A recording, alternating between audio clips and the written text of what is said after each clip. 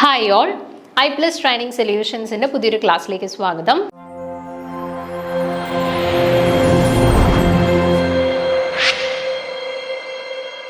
നമ്മൾ ഡിസ്കസ് ചെയ്യാനായിട്ട് പോകുന്ന ചാപ്റ്റർ ഇലക്ട്രോ കെമിസ്ട്രിയാണ് കേട്ടോ. ഇലക്ട്രോ കെമിസ്ട്രിയുടെ MCQ ഡിസ്കഷൻ സെഷനാണ്. നമ്മൾ ഓൾറെഡി ചാപ്റ്റർ എടുത്തിട്ടുണ്ട്. അപ്പോൾ അതുമായിട്ട് റിലേറ്റ് ചെയ്തിട്ടുള്ള MCQ ഡിസ്കഷനാണ് ഇന്ന് നമ്മൾ എടുക്കാനായിട്ട് പോകുന്നത്.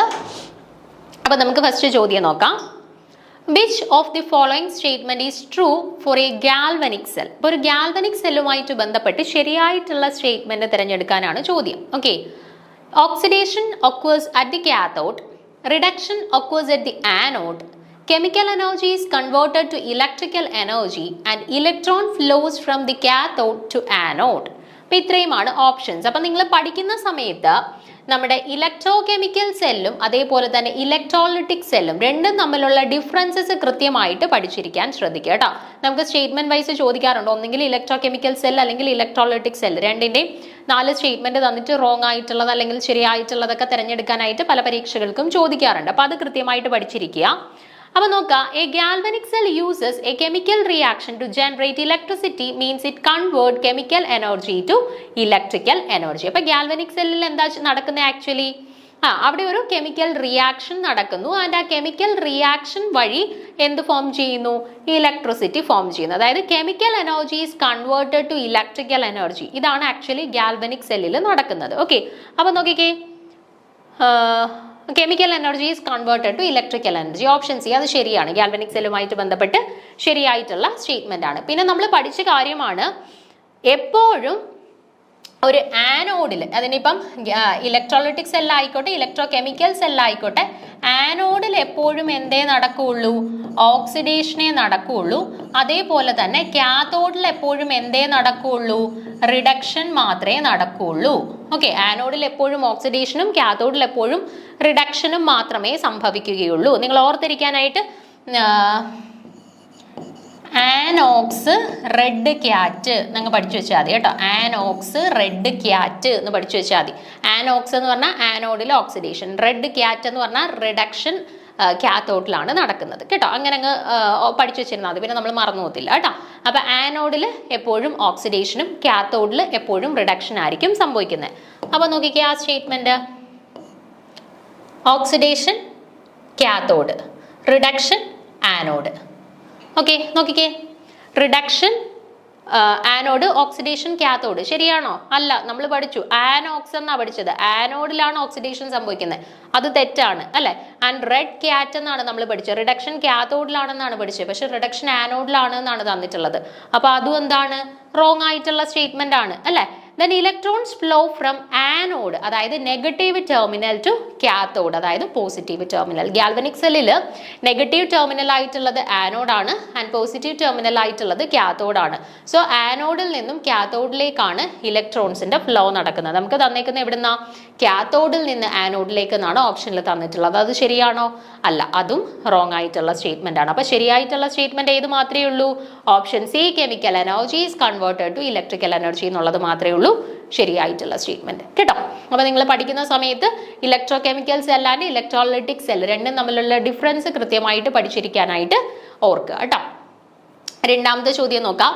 Which of the following is given to the cathode in the fuel cell? അപ്പോൾ ഒരു ഫ്യൂവൽ സെല്ല് കൺസ്ട്രക്ട് ചെയ്യുന്ന സമയത്ത് നമ്മൾ കാഥോഡിൽ ആരെയാണ് പ്രൊവൈഡ് ചെയ്യുന്നത് എന്നാണ് ചോദ്യം കേട്ടോ. ഫ്യൂവൽ സെല്ലിൽ കാഥോഡിൽ ആരെയാണ് പ്രൊവൈഡ് ചെയ്യുന്നത് എന്നാണ് ചോദ്യം. ഹൈഡ്രജൻ ആണോ, നൈട്രജൻ ആണോ, ഓക്സിജൻ ആണോ, ക്ലോറിൻ ആണോ എന്നാണ് ചോദ്യം.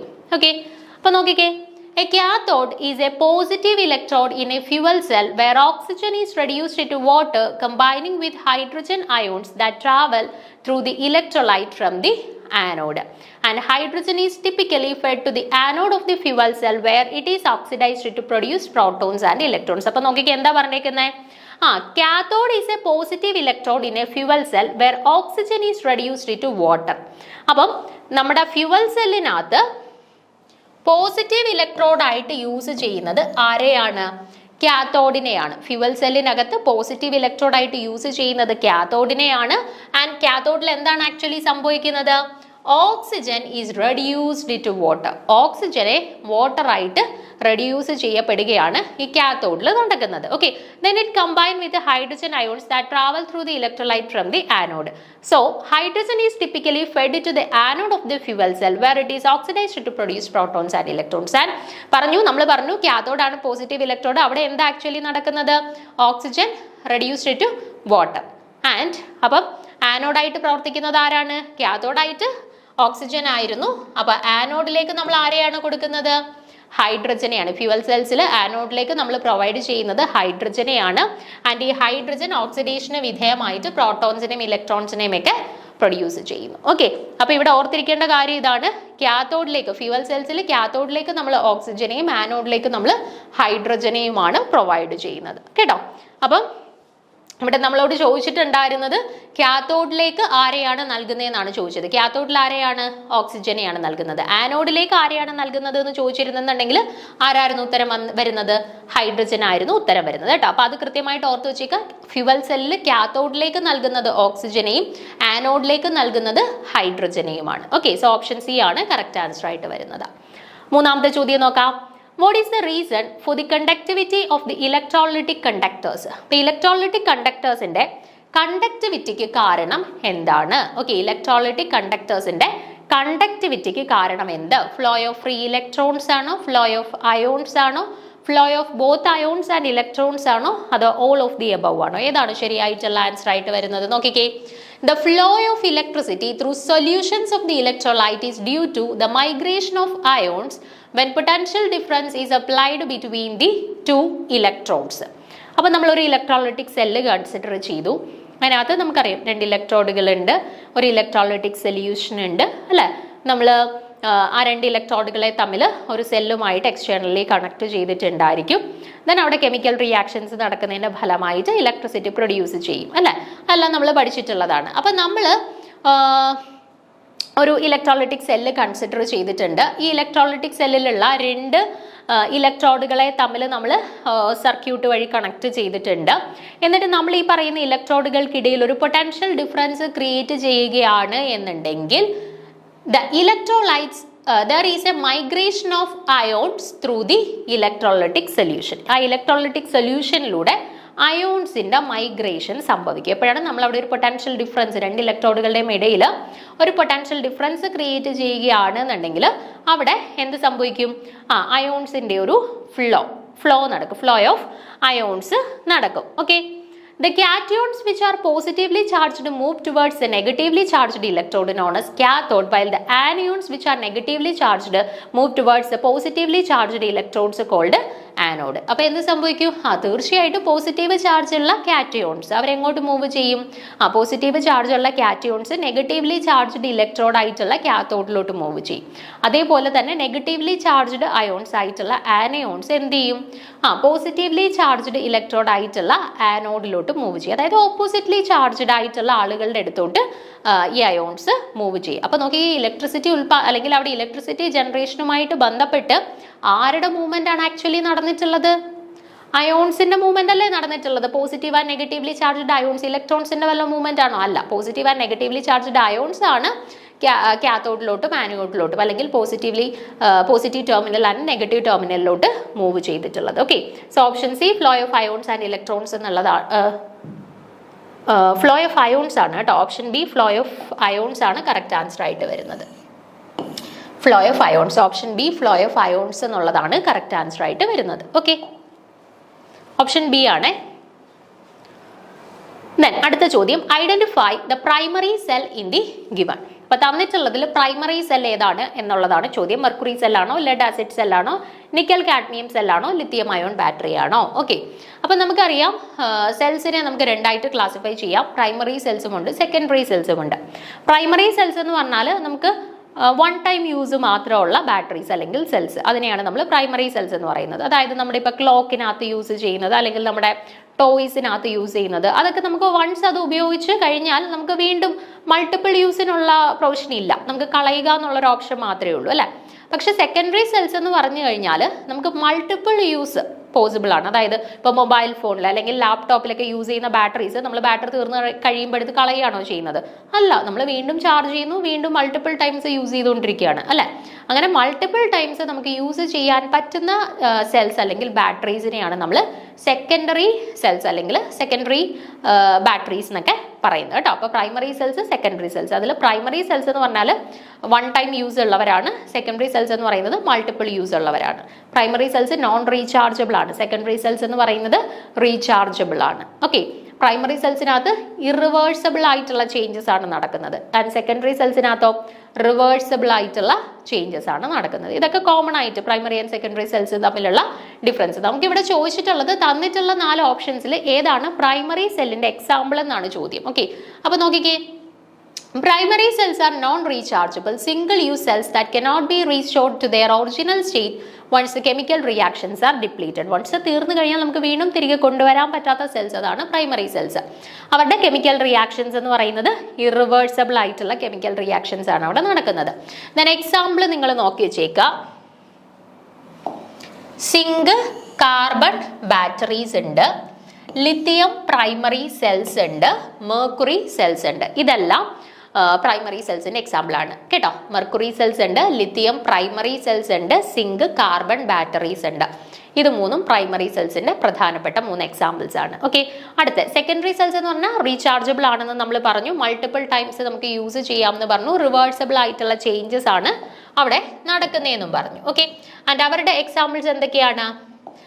ലിത്തിയം അയോൺ ബാറ്ററി ഉണ്ട്, ദെൻ നമ്മുടെ ലെഡ് ആസിഡ് ബാറ്ററീസ് ഉണ്ട്, ദെൻ നിക്കൽ കാഡ്മിയം ബാറ്ററീസ് ഉണ്ട്, നിക്കൽ മെറ്റൽ ഹൈഡ്രേറ്റ്സ് ഉണ്ട്. ഓരോരുത്തരും എവിടെയൊക്കെയാണ് യൂസ് ചെയ്യുന്നതെന്നും കൂടെ നോക്കി വെച്ചേക്കുക. ലെഡ് ആസിഡ് ബാറ്ററീസ് ഒക്കെ സാധാരണ കാർ ബാറ്ററീസ് ഉണ്ടല്ലോ, അതൊക്കെ ലെഡ് ആസിഡ് ബാറ്ററിയുടെ കാറ്റഗറിയിൽ വരുന്നതാണ്. ദെൻ ലിത്തിയം അയോൺ ബാറ്ററീസ് നമ്മുടെ ലാപ്ടോപ്പിൽ, മൊബൈൽ ഫോണിൽ, വാച്ചസിൽ, വെഹിക്കിൾസിലൊക്കെ യൂസ് ചെയ്യുന്നത്, ഇലക്ട്രിക് വെഹിക്കിൾസിലൊക്കെ യൂസ് ചെയ്യുന്നത് ഈ പറയുന്ന ലിത്തിയം അയോൺ ബാറ്ററി ആണ്. ദെൻ നിക്കൽ കാഡ്മിയം ബാറ്ററി ഉണ്ട്, നിക്കൽ മെറ്റൽ ഹൈഡ്രേറ്റ് ബാറ്ററീസ് ഉണ്ട്. ഇവരെല്ലാവരും എന്താണ്? നമ്മുടെ സെക്കൻഡറി സെൽസിന്റെ കാറ്റഗറിയിൽ വരുന്ന എക്സാമ്പിൾ ആണ്. പിന്നെ ഓർത്തിരിക്കേണ്ട ഒരു കാര്യം, ലിത്തിയം പ്രൈമറി സെൽസും ഉണ്ട്, ലിത്തിയം അയോൺ ബാറ്ററീസും ഉണ്ട്. ലിത്തിയം പ്രൈമറി സെൽസ് പ്രൈമറി സെൽസിന്റെ കാറ്റഗറിയിൽ വരുന്നതാണ്. അതേപോലെ ലിത്തിയം അയോൺ സെൽസ് എന്ന് പറയുന്നത് സെക്കൻഡറി സെൽസ് ആണ് കേട്ടോ. അത് പ്രത്യേകം ഓർക്കുക, നമുക്ക് തെറ്റിപ്പോകാൻ സാധ്യതയുള്ളതാണ് കേട്ടോ. അപ്പൊ ഇവിടെ ശരിയായിട്ടുള്ള ആൻസർ ഏതാണ്? പ്രൈമറി ഏതാണ് നമ്മൾ പഠിച്ചത്? മെർക്കുറി സെല്ല്, പിന്നെ അതേപോലെ തന്നെ lithium primary cell, zinc carbon battery, ഇതൊക്കെയാണ് നമ്മുടെ പ്രൈമറി സെൽസിന്റെ എക്സാമ്പിൾ ആയിട്ട് വരുന്നത് കേട്ടോ. സോ ഓപ്ഷൻ എ ആണ് കറക്റ്റ് ആൻസർ ആയിട്ടുള്ളത്. അടുത്ത 5ാമത്തെ ചോദ്യം നോക്കുക. What is the Nernst equation used to calculate? Nernst equation use ചെയ്ത് നമ്മൾ എന്താണ് യൂഷ്വലി കാൽക്കുലേറ്റ് ചെയ്യുന്നത്, അല്ലെങ്കിൽ എന്തിന്റെ കാൽക്കുലേഷനുമായിട്ട് ബന്ധപ്പെട്ടാണ് നമ്മൾ Nernst equation ഉപയോഗിക്കുന്നത്? സ്റ്റാൻഡേർഡ് ഇലക്ട്രോഡ് പൊട്ടൻഷ്യൽ ആണോ, equilibrium constant of A cell reaction ആണോ, സെൽ പൊട്ടൻഷ്യൽ ആണോ, rate constant of A reaction ആണോ? ഇതിൽ എന്ത് കണ്ടുപിടിക്കുന്നതുമായിട്ട് ബന്ധപ്പെട്ടാണ് നമ്മൾ Nernst equation യൂസ് ചെയ്യുന്നത് എന്നാണ് ചോദ്യം. അപ്പൊ നോക്കിക്കേ, the Nernst equation directly calculate the cell potential, also called the EMF അല്ലെങ്കിൽ electromotive force of an electrochemical cell under the conditions that are different from standard conditions. അതായത് EMF അല്ലെങ്കിൽ cell potential, അതായത് standard conditions of temperature അല്ലെങ്കിൽ pressure അല്ലെങ്കിൽ വോളിയത്തിൽ അല്ലാതെയുള്ള കണ്ടീഷൻസിൽ, അതായത് 298 kelvin അല്ലാത്ത ടെമ്പറേച്ചേഴ്സിൽ, 180 പ്രഷർ അല്ലാത്ത പ്രഷേഴ്സിൽ. ഓക്കെ, അപ്പോൾ standard conditions of temperature and pressure അല്ലാത്ത സന്ദർഭങ്ങളിൽ നമ്മൾ EMF അല്ലെങ്കിൽ സെൽ പൊട്ടൻഷ്യൽ കാൽക്കുലേറ്റ് ചെയ്യുന്നതിന് വേണ്ടിയിട്ട് നമ്മൾ യൂസ് ചെയ്യുന്ന ഒരു ഇക്വേഷനാണ് Nernst equation എന്ന് പറയുന്നത്. The Nernst equation shows how the non-standard cell potential E is related to the standard cell potential. അപ്പൊ എന്താണ്? സ്റ്റാൻഡേർഡ് കണ്ടീഷന് അല്ലാത്തപ്പം ഉള്ള സെൽ പൊട്ടൻഷ്യൽ ഈ വാല്യൂ സ്റ്റാൻഡേർഡ് കണ്ടീഷനിൽ E0യിലുള്ള സെൽ പൊട്ടൻഷ്യലുമായിട്ട് എങ്ങനെ പരസ്പരം ഇന്റർ റിലേറ്റഡ് ആണ് എന്ന് കാണിക്കുന്ന ഒരു ഇക്വേഷൻ കൂടിയാണ് Nernst equation. കാരണം എന്താ? Nernst equation equal to E0 minus 0.059 by n into log concentration of product by concentration of reactant എന്നല്ലേ നമ്മൾ പഠിച്ചിട്ടുള്ളത്. അപ്പൊ നോക്കിക്കേ, ഇവിടെ ആരെയൊക്കെയാ പരസ്പരം കണക്ട് ചെയ്തിട്ടുള്ളത്? ഈ സെല്ല്, അതായത് നോൺ സ്റ്റാൻഡേർഡ് കണ്ടീഷനിലുള്ള സെൽ പൊട്ടൻഷ്യലും സ്റ്റാൻഡേർഡ് കണ്ടീഷനിലുള്ള സെൽ പൊട്ടൻഷ്യലിനെയും തമ്മിൽ റിലേറ്റ് ചെയ്തേക്കാണ് കേട്ടോ. ഈ ഇക്വേഷൻ വളരെ ഇമ്പോർട്ടൻ്റ് ആണ്, പലയിടത്തും ആവശ്യമായിട്ട് വരും കേട്ടോ. Equal to E0 minus 0.059/n into log concentration of product by concentration of reactant. Okay, അപ്പം ഇവിടെ ആൻസർ ആയിട്ട് വരുന്ന ഏതാണ്? Cell potential. Cell potential calculate ചെയ്യുന്നതിന് വേണ്ടിയിട്ടാണ് നമ്മൾ യൂസ് ചെയ്യുന്നത് കേട്ടോ. നമുക്കിവിടെ സാധാരണ തെറ്റിപ്പോകുന്നതാണ് ആളുകൾ സ്റ്റാൻഡേർഡ് ഇലക്ട്രോഡ് പൊട്ടൻഷ്യൽ എഴുതി വെക്കും കേട്ടോ. E0 അല്ല, E ആണ് നമ്മൾ നോൺസ് ഇക്വേഷൻ വെച്ചിട്ട് യൂഷ്വലി കാൽക്കുലേറ്റ് ചെയ്യുന്നത് കേട്ടോ. നോൺ സ്റ്റാൻഡേർഡ് കണ്ടീഷനിലുള്ള സെൽ പൊട്ടൻഷ്യലാണ് കാൽക്കുലേറ്റ് ചെയ്യുന്നത്. അടുത്ത ചോദ്യം നോക്കാം. Which of the following standard electrode potential values does the standard hydrogen electrode have? അപ്പോൾ സ്റ്റാൻഡേർഡ് ഹൈഡ്രജൻ ഇലക്ട്രോഡിൻ്റെ കറസ്പോണ്ടിങ് ആയിട്ടുള്ള സ്റ്റാൻഡേർഡ് ഇലക്ട്രോഡ് പൊട്ടൻഷ്യൽ വാല്യൂ എന്താണ് എന്നാണ് ചോദ്യം. 0.00 വോൾട്ട്, 1.00 വോൾട്ട്, 2.00 വോൾട്ട്, -1.00 വോൾട്ട്. ഇതിൽ ഏതാണ് ശരിയായിട്ടുള്ള ആൻസർ എന്നാണ് ചോദ്യം. നമ്മൾ പഠിച്ചിട്ടുണ്ട് സ്റ്റാൻഡേർഡ് ഹൈഡ്രജൻ ഇലക്ട്രോഡുകളെ നമ്മൾ റെഫറൻസ് ഇലക്ട്രോഡുകളായിട്ടാണ് യൂസ് ചെയ്യുന്നതെന്ന് പറഞ്ഞിട്ടുണ്ട് അല്ലേ. അപ്പോൾ എന്തുകൊണ്ടാണ് അവരെ റെഫറൻസ് ഇലക്ട്രോഡുകളായിട്ട് യൂസ് ചെയ്യുന്നത്? അവരുടെ ഇലക്ട്രോഡ് പൊട്ടൻഷ്യൽ വാല്യൂ 0 ആയതുകൊണ്ടാണ് നമുക്ക് അവരെ റെഫറൻസ് ഇലക്ട്രോഡുകളായിട്ട് യൂസ് ചെയ്യാൻ പറ്റുന്നത് അല്ലേ. അപ്പോൾ അതുകൊണ്ട് തന്നെ ഇവരുടെ കറക്റ്റ് ആയിട്ടുള്ള ആൻസർ എന്താ വരിക? 0 എന്നുള്ളതാണ്. നോക്കിക്കേ, the standard hydrogen electrode is the reference electrode used to determine the relative electrode potentials of other electrochemical cell, and by convention its potential is assigned as the value of 0 volt. അപ്പം ഈ പറയുന്ന standard hydrogen ഇലക്ട്രോഡിന് potential value 0 ആയതുകൊണ്ടാണ് ഇത് use ചെയ്ത് നമുക്ക് മറ്റുള്ളവരുടെ കേസിൽ potential difference measure ചെയ്യാനായിട്ട് പറ്റുന്നത്. ഓക്കെ, അപ്പോൾ ഓപ്ഷൻ എ ആണ് ശരിയായിട്ടുള്ള ആൻസർ വരുന്നത്. അടുത്ത ചോദ്യം നോക്കാം. ഏഴാമത്തെ ചോദ്യം. Which of the following electrolytes is not used in the salt bridge used to connect the two half cells of the electrochemical cell? അപ്പോൾ നമ്മൾ ഇലക്ട്രോകെമിക്കൽ സെൽസ് പഠിച്ച സമയത്ത് പഠിച്ചിട്ടുണ്ടായിരുന്നു. നമ്മുടെ ഇലക്ട്രോകെമിക്കൽ സെല്ലിൽ ഒരു ഇലക്ട്രോലൈറ്റിക് സൊല്യൂഷൻ ഉണ്ട്. അതിനകത്ത് 2 ഇലക്ട്രോഡുകൾ ഡിപ്പ് ചെയ്ത് വെച്ചിട്ടുണ്ട്. ഒന്ന് ആനോഡ് ആയിട്ടും ഒന്ന് കാഥോഡ് ആയിട്ടും പ്രവർത്തിക്കും. എന്നിട്ട് ഈ പറയുന്ന 2 ഇലക്ട്രോഡുകളെ തമ്മിൽ ഒരു സെല്ല് വഴി കണക്ട് ചെയ്തിട്ടുണ്ട് എന്ന് പറഞ്ഞു അല്ലെ. എന്നിട്ട് അത് എക്സ്റ്റേണലി ആണ് സെല്ല് വഴി കണക്ട് ചെയ്തിട്ടുള്ളത്. ഇന്റേണലി നമ്മളൊരു സോൾട്ട് ബ്രിഡ്ജ് വഴി ഇവരെ തമ്മിൽ പരസ്പരം കണക്ട് ചെയ്തിട്ടുണ്ട് അല്ലെ. 2 ഇലക്ട്രോലൈറ്റിക് സൊല്യൂഷൻസിന് ഒന്നാമത്തെ ഇലക്ട്രോലൈറ്റിക് സൊല്യൂഷനകത്ത് ഒരു ഇലക്ട്രോഡ്, രണ്ടാമത്തെ ഇലക്ട്രോലൈറ്റിക് സൊല്യൂഷനകത്ത് ഒരു ഇലക്ട്രോഡ്. ഓക്കെ, ഓരോരുത്തരും ഓരോ ഹാഫ് സെല്ലായിട്ടാണ് നമ്മൾ കൺസിഡർ ചെയ്തിട്ടുള്ളത്. ആൻഡ് ഈ ഹാഫ് സെൽസിനെ തമ്മിൽ പരസ്പരം കണക്ട് ചെയ്തുകൊണ്ടാണ് നമ്മൾ ഈ പറയുന്ന പോലെ എന്താണ് സോൾട്ട് ബ്രിഡ്ജ് യൂസ് ചെയ്യുന്നത്. അപ്പോൾ എന്തിനു വേണ്ടിയിട്ടാണ് നമ്മൾ സോൾട്ട് ബ്രിഡ്ജ് യൂസ് ചെയ്യുന്നത്? ഒരു എക്സ്റ്റേണൽ സർക്യൂട്ട് പ്രൊവൈഡ് ചെയ്യുന്നതിന് വേണ്ടിയിട്ട് നമ്മൾ യൂസ് ചെയ്യുന്നു എന്ന് പറയാം. അല്ലെങ്കിൽ ഒരു electrical neutrality between the 2 electrolytic solution, 2 electrolytic സൊല്യൂഷൻ്റെയും ഇടയിൽ ഒരു ഇലക്ട്രിക്കൽ ന്യൂട്രാലിറ്റി മെയിൻറ്റെയിൻ ചെയ്യുന്നതിന് വേണ്ടിയാണ് സോൾട്ട് ബ്രിഡ്ജ് യൂസ് ചെയ്യുന്നതെന്ന് പറയാം. അല്ലാന്നുണ്ടെങ്കിൽ നമുക്ക് പറയാം എക്സ്റ്റേണലി അല്ലെങ്കിൽ അവർ തമ്മിൽ പരസ്പരം മിക്സ് ചെയ്യാതെ എക്സ്റ്റേണലി അവരെ തമ്മിൽ കണക്ട് ചെയ്യുന്ന 2 ഹാഫ് സെൽസിനെ തമ്മിൽ കണക്ട് ചെയ്യുന്നതിന് വേണ്ടിയിട്ടാണ് നമ്മൾ സോൾട്ട് ബ്രിഡ്ജുകൾ യൂസ് ചെയ്യുന്നതെന്ന് പറയാം. ഓക്കെ, അപ്പോൾ ഇവിടെ ചോദിച്ചിരിക്കുന്നത് തന്നിട്ടുള്ളതിൽ നമ്മൾ ഹാഫ് സെല്ലായിട്ട് ഉപയോഗിക്കാൻ സാധിക്കാത്തത് ആരെയാണ് എന്നാണ് ചോദ്യം. നമുക്ക് നോക്കാം. A salt bridge is used to maintain the electrical neutrality in an electrochemical cell by allowing the flow of ions between the 2 half cells. The electrolyte in the bridge needs to be a strong electrolyte to conduct the ions effectively. അപ്പം 2 electrolytic solutions അല്ലെ 2 half സെൽസും പരസ്പരം mix ആവാതെ അയോൺസിന്റെ flow possible ആക്കുന്നതിന് വേണ്ടിയിട്ടാണ് നമ്മൾ salt ബ്രിഡ്ജുകളെ use ചെയ്യുന്നതെന്നുള്ളത് പറഞ്ഞു. Okay, അപ്പം അയോൺസിന്റെ flow പ്രോപ്പറായിട്ട് നടക്കണം എന്നുണ്ടെങ്കിൽ നമ്മൾ യൂസ് ചെയ്യുന്നവർ ഒരു സ്ട്രോങ് ഇലക്ട്രോലൈറ്റ് ആവണം. എങ്കിൽ മാത്രമേ അയോൺസിന്റെ ഫ്ലോയിനെ അത് ഈസി ആയിട്ട് ഫെസിലിറ്റേറ്റ് ചെയ്യുകയുള്ളൂ അല്ലേ. അപ്പോൾ ZnSO4 നമുക്ക് ഇവിടെ തന്നിട്ടുള്ള ഓപ്ഷൻസിൽ നോക്കിക്കഴിഞ്ഞാൽ NaCl, KNO3, KCl ഇവരെല്ലാം അത്യാവശ്യം സ്ട്രോങ് ആയിട്ടുള്ള ഇലക്ട്രോലൈറ്റ്സ് ആണ്. അവർ അയോൺസിന്റെ ഫ്ലോയിനെ വേഗത്തിൽ തന്നെ ഫെസിലിറ്റേറ്റ് ചെയ്തോളും. പക്ഷേ ZnSO4നെ സംബന്ധിച്ചിടത്തോളം അവരൊരു വീക്ക് ആയിട്ടുള്ള ഇലക്ട്രോലൈറ്റ് ആണ്. അതുകൊണ്ട് തന്നെ അവർ അയോൺസിന്റെ ഫ്ലോയിനെ ഈസി ആയിട്ട് ഫെസിലിറ്റേറ്റ് ചെയ്യിക്കാൻ പറ്റത്തില്ല, പോസിബിൾ അല്ല, പ്രയാസമാണ്. ഓക്കെ, അപ്പോൾ അതുകൊണ്ട് തന്നെ നമുക്ക് തന്നിട്ടുള്ളവരുടെ കൂട്ടത്തിൽ ആരെയാണ് സോൾട്ട് ബ്രിഡ്ജിൽ ഇലക്ട്രോലൈറ്റ് ആയിട്ട് യൂസ് ചെയ്യാൻ പറ്റാത്തത്? ZnSO4നെയാണ് കേട്ടോ സോൾട്ട് ബ്രിഡ്ജിൽ നമുക്ക് യൂസ് ചെയ്യാൻ പറ്റാത്തത്. ഓക്കെ, അടുത്ത 8ാമത്തെ ചോദ്യം നോക്കാം. Which of the following is not an electrochemical cell? തന്നിട്ടുള്ളതിൽ ഒരു ഇലക്ട്രോ കെമിക്കൽ സെല്ല് അല്ലാത്തത് ഏത് എന്നാണ് ചോദ്യം.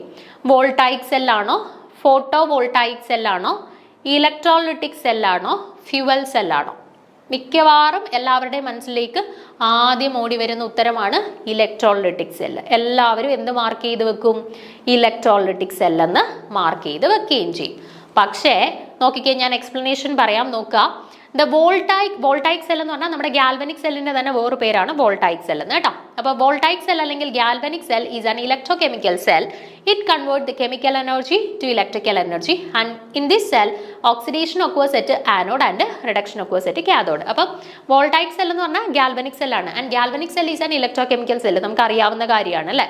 അപ്പം വോൾട്ടൈക് സെൽ അല്ല എന്തായാലും, അവർ ഇലക്ട്രോകെമിക്കൽ സെല്ല് തന്നെയാണ്. ഓക്കെ, രണ്ടാമത്തത് ഫോട്ടോ വോൾട്ടൈക് സെല്ലാണ്. It is not an electrochemical cell. Photovoltaic cell എന്ന് പറയുന്നത് ഇലക്ട്രോകെമിക്കൽ സെല്ലാണോ? അല്ല. കാരണം it convert solar energy to electrical energy with the process called photovoltaic effect. അതായത് ഫോട്ടോ വോൾട്ടൈക് ഇഫക്റ്റ് വെച്ചിട്ട് പ്രവർത്തിക്കുന്ന ഒന്നാണ് ഫോട്ടോ വോൾട്ടൈക് സെൽ. അവിടെ എന്താ ആക്ച്വലി സംഭവിക്കുന്നത്? സോളാർ എനർജിയാണ് ഇലക്ട്രിക്കൽ എനർജി ആക്കി കൺവേർട്ട് ചെയ്യുന്നത്. So chemical energy to electrical energy ആണോ അവിടെ നടക്കുക? അല്ല, solar energy to electrical energy ആണ് ആക്ച്വലി അവിടെ സംഭവിക്കുന്നത്. സോ അത് ഇലക്ട്രോകെമിക്കൽ സെല്ലിന്റെ എക്സാമ്പിൾ ആയിട്ട് നമുക്ക് പറയാൻ സാധിക്കുമോ? ഇല്ല.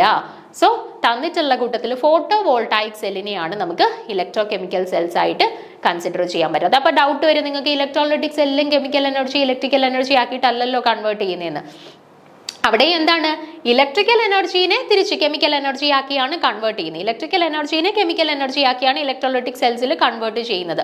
പക്ഷെ അതും it is also considered as a type of electrochemical cell. അതായത് കെമിക്കൽ എനർജിയും ഇലക്ട്രിക്കൽ എനർജിയും തമ്മിലുള്ള ഒരു ഇന്റർ കൺവേർഷൻ അല്ലേ നടക്കുന്നത് ഇവിടെ. അതുകൊണ്ട് ഇവരെ നമുക്കൊരു ഇലക്ട്രോകെമിക്കൽ സെല്ലായിട്ട് കൺസിഡർ ചെയ്യാം. കാരണം തീരെ ശരിയാവാതെ വരുന്ന ഉത്തരം ഫോട്ടോ വോൾട്ടൈക് സെല്ലാണ് കേട്ടോ. അപ്പോൾ electrolytic cell is a type of electrochemical cell which is used to convert the electrical energy to chemical energy. In this cell the metallic electrodes are held apart from each other in contact with the electrolyte. അവസാനം fuel cell. Fuel സെല്ലും എന്താണ്? Chemical energy of a ഫ്യൂവലിലെ നമ്മൾ എന്താക്കി മാറ്റുകയാണ്? Fuels കത്തുമ്പോൾ ഉണ്ടാവുന്ന chemical energy electrical energy ആക്കി കൺവേർട്ട് ചെയ്യുകയാണ് അല്ലേ. അപ്പോൾ ഇവിടെയും chemical energy to electrical energy കൺവേർഷനാണ് നടക്കുന്നത്. Okay, so option B photo voltaic cell എന്നുള്ളതാണ് ശരിയായിട്ടുള്ള ആൻസർ വരിക. ഓക്കെ, അടുത്ത ചോദ്യം, 9ാമത്തെ ചോദ്യം നോക്കാം. Which of the following condition is satisfied when the cell activity in an electrochemical cell occurs spontaneously? അപ്പം ചോദ്യം ഇതാണ്, ഒരു ഇലക്ട്രോകെമിക്കൽ സെല്ലിൽ സെൽ ആക്ടിവിറ്റി സ്പോണ്ടേനിയസ് ആയിട്ട് നടക്കുകയാണ്. സ്പോണ്ടേനിയസ് ആയിട്ട് നടക്കുകയാണെന്നുണ്ടെങ്കിൽ ഇതിലേത് കണ്ടീഷനാണ് സാറ്റിസ്ഫൈ ചെയ്യുന്നത് എന്നാണ് ചോദ്യം. നമ്മൾ തെർമോഡൈനാമിക്സിൽ ക്രൈറ്റീരിയാസ് ഓഫ് സ്പോണ്ടേനിറ്റി പഠിച്ചിട്ടുണ്ടായിരുന്നു അല്ലേ. ക്രൈറ്റീരിയാസ് ഓഫ് സ്പോണ്ടേനിറ്റി പഠിച്ചിട്ടുണ്ടായിരുന്നു. അവിടെ നമ്മൾ പഠിച്ചിട്ടുള്ളതാണ് ഡെൽറ്റ എസ് മാത്രം greater than or equal to 0 വരുന്ന സമയത്താണ് സ്പോണ്ടേനിറ്റിയുടെ ക്രൈറ്റീരിയ വരുന്നത്. ബാക്കി ഡെൽറ്റ ജി ആയിക്കോട്ടെ, ഡെൽറ്റ എച്ച് ആയിക്കോട്ടെ, ഡെൽറ്റ യു ആയിക്കോട്ടെ, ഡെൽറ്റ എ ആയിക്കോട്ടെ, ഇവരെല്ലാം എന്താണ്? Less than or equal to 0 അല്ലെങ്കിൽ നെഗറ്റീവ് വരുന്ന സമയത്താണ് എന്ത്? സ്പോണ്ടേനിറ്റിയുടെ ക്രൈറ്റീരിയ സാറ്റിസ്ഫൈ ചെയ്യുന്നത്, അല്ലെങ്കിൽ ആ ഒരു റിയാക്ഷൻ സ്പോണ്ടേനിയസ് ആയിട്ട് മാറുന്നത്. അപ്പം നോക്കിക്കേ, ആ കാര്യങ്ങൾ ഇത്രയും നിങ്ങൾക്ക് അറിയാവുന്നതാണ്. പിന്നെ ഇതിനെല്ലാം കണ്ടീഷൻ ഉണ്ടേ. ഇപ്പൊ delta G less than or equal to 0 ആവുന്നത് ഏത് കണ്ടീഷനാണ്? At constant temperature and pressure, അങ്ങനെ കണ്ടീഷൻസ് ഉണ്ട് കേട്ടോ. അപ്പൊ അതും കൂടെ ഓർത്ത് വെച്ചേക്കണം, തെർമോഡൈനാമിക്സ് വരുമ്പോൾ പറയാം. ഓക്കെ, അപ്പൊ ഇവിടെ അപ്പൊ ഇവിടെ ഏതാണ് ഇവിടെ ശരിയായിട്ട് വരുന്നത്? അപ്പൊ അത് വെച്ചിട്ട് ക്രൈറ്റീരിയ സ്പോണ്ടേനിറ്റി വെച്ചിട്ട് ഡെൽറ്റ ജി നെഗറ്റീവ് വരുന്ന സമയത്താണ് റിയാക്ഷൻ സ്പോണ്ടേനിയസ് ആയിട്ട് നടക്കുന്നത്. അവിടെ വെച്ചിട്ട് തന്നെ നമുക്ക് ഉറപ്പിക്കാം ഡി ആണ് ആൻസർ എന്ന്. ഇനി നമുക്ക് ഇതും കൂടെ കണ്ടുപിടിക്കണം. E0 ലെസ് ദാൻ 0 അല്ലെങ്കിൽ E0 cell is equal to 0 വരുന്ന സമയത്ത് സ്പോണ്ടേനിറ്റിയുടെ ക്രൈറ്റീരിയ ഫോളോ ചെയ്യുന്നില്ല എന്നുള്ളതുകൂടെ കണ്ടുപിടിക്കണം. അതിന് എന്ത് ചെയ്യണം നോക്കിക്കേ. നമുക്കറിയാം ഡെൽറ്റ ജി എന്ന് പറയുന്നത് -NFEക്ക് തുല്യമാണ്. ഓക്കെ, ഡെൽറ്റ ജി എന്ന് പറയുന്നത് -NFEക്ക് തുല്യമാണെന്ന് നമ്മൾ പഠിച്ചിട്ടുണ്ട്. ഓക്കെ, അപ്പം നമ്മൾ ഇവിടെ N എന്ന് പറയുന്നത് number of electrons, F Faraday, E എന്ന് പറയുന്നത് electrode potential, cell potential. Okay, അപ്പോൾ ഇവിടെ നമ്മൾ പഠിച്ചു സ്പോണ്ടേനിറ്റിയുടെ ക്രൈറ്റീരിയാസിൽ ഡെൽറ്റ ജിയുടെ വാല്യൂ എന്താവണം? ഡെൽറ്റ ജിയുടെ വാല്യൂ നെഗറ്റീവ് ആകണം, എന്നെങ്കിലും മാത്രമേ അത് സ്പോണ്ടേനിയസ് ആവുകയുള്ളൂ അല്ലേ. അതായത് ഈ വാല്യൂ നെഗറ്റീവ് ആകണം അല്ലേ. അപ്പൊ ഈ വാല്യൂ നെഗറ്റീവ് ആണ് എന്നുണ്ടെങ്കിൽ അതിന്റെ റൈറ്റ് സൈഡിലുള്ള -NFE എന്ന് പറയുന്നുള്ള വാല്യൂ എന്തായേ പറ്റുള്ളൂ? നെഗറ്റീവ് ആകേ പറ്റുള്ളൂ. അപ്പൊ ഇയുടെ വാല്യൂ നെഗറ്റീവ് ആയി കഴിഞ്ഞാൽ നെഗറ്റീവ് ഇൻറ്റു നെഗറ്റീവ് ഇതങ്ങ് പോസിറ്റീവ് ആയി പോകും. അപ്പൊ ഇയുടെ വാല്യൂ പോസിറ്റീവ് ആയി ഇരുന്നെങ്കിൽ മാത്രമേ മൈനസ് ഇൻറ്റു പ്ലസ് ഈ വാല്യൂ നെഗറ്റീവ് ആയിട്ട് എക്സിസ്റ്റ് ചെയ്യത്തുള്ളൂ. കാര്യം മനസ്സിലായോ നിങ്ങൾക്ക്? Delta G equal to minus N F E എന്നാണ് ഇക്വേഷൻ. ഡെൽറ്റ ജി സ്പോണ്ടേനിറ്റിയുടെ ക്രൈറ്റീരിയ അനുസരിച്ച് എന്താവണം? നെഗറ്റീവ് ആയേ പറ്റുള്ളൂ അല്ലെ? അപ്പം ഡെൽറ്റ ജിയുടെ വാല്യൂ നെഗറ്റീവ് ആയേ പറ്റുള്ളൂ. അപ്പം മൈനസ് എൻ എഫ് ഇയും നെഗറ്റീവ് ആകണം. അങ്ങനെ ആണെന്നുണ്ടെങ്കിൽ എന്തായേ പറ്റുള്ളൂ? ഇയുടെ വാല്യൂ പോസിറ്റീവ് ആയുള്ളേ പറ്റുള്ളൂ. അപ്പം ആ സ്റ്റേറ്റ്മെന്റ് എന്തായാലും റോങ് ആണ്. പോസിറ്റീവ് ആയേ പറ്റുള്ളൂ. ഇവിടെ നെഗറ്റീവ് ഓർ സീറോ ആണ് കൊടുത്തിരിക്കുന്നത്, അത് റോങ് ആണ്. അപ്പോൾ ശരിയായിട്ട് വരുന്ന ആൻസർ ഏത് മാത്രമേ ഉള്ളൂ? ഓപ്ഷൻ ഡി മാത്രമേ ഉള്ളൂ കേട്ടോ. ബാക്കി ക്വസ്റ്റ്യൻസ് ഉണ്ട്, അത് നമുക്ക് ഡീറ്റെയിൽ ആയിട്ട് അടുത്ത ക്ലാസ്സിൽ ഡിസ്കസ് ചെയ്യാം. Okay, thank you.